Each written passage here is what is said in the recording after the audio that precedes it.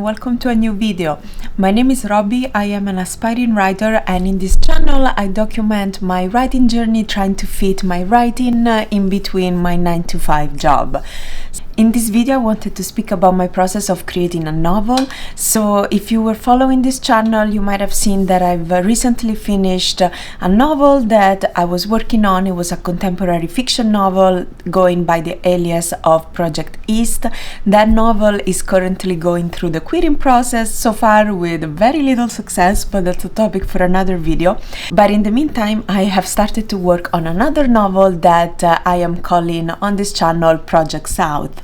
So I am definitely not an established author. I don't have a lot of experience writing books, so I was thinking a bit through the process that I employ when I want to start writing a new long project, and I wanted to share it here and kind of see if I can get also other people's ideas of what they do differently and suggestions on how to optimize and improve this process. And so if you have any comments, any suggestions, please do share them in the comments, because I am really interested to know what everybody else processes, especially for not like established authors, but like, you know, aspiring writers like me. I would like to know what everyone else has been trying.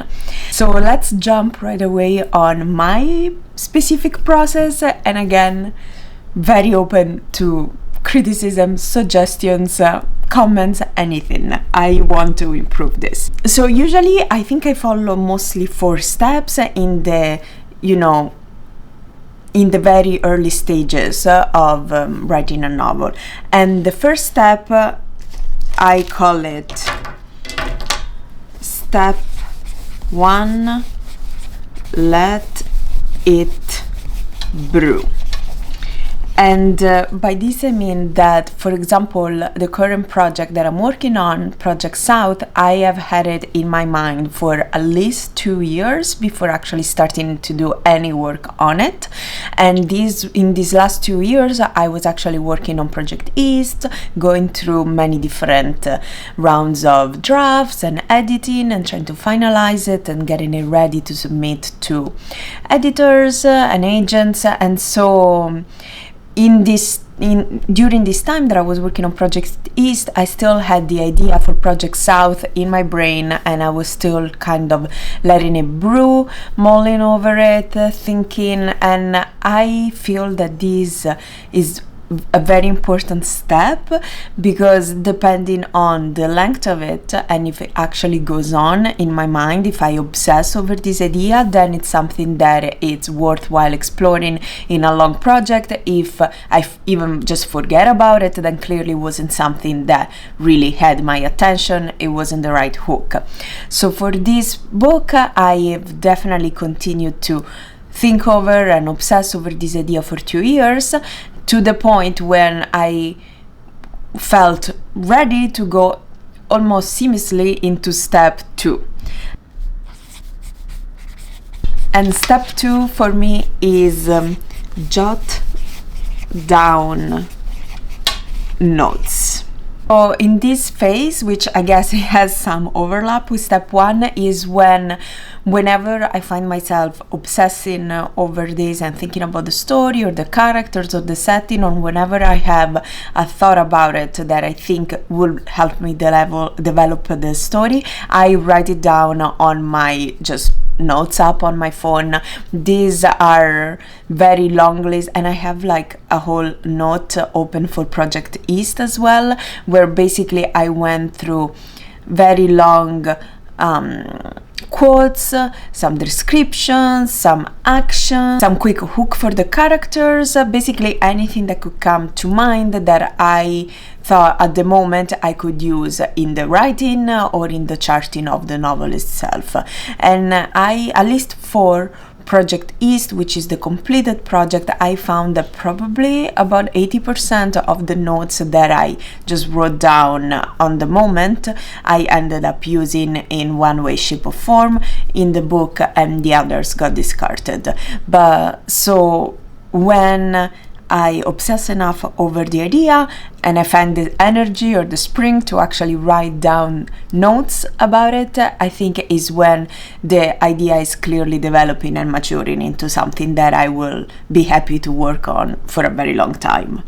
And so this brings me to step 3, which is when I feel like I have harvested like enough raw ideas and prompts and suggestions in the notes app. I move on to a more structured way of gathering all this information, and for this I use Milanote, and I call this step 3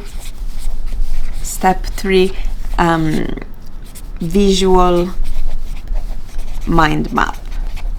So I utilize as I said, I utilized Milanote for this, and I've started using it quite recently actually. For Project South at least I'm using it, and I have created it's a visual and auditory mind map where I basically collect pictures that inspire me, music that inspires me to write or that I feel connected to the story. For example, some of these characters, they remind me maybe of characters I've seen in old movies, or I may want to base their physique on a specific actor that I have in mind. So I collect all of these inspirations and kind of make a mind map out of it.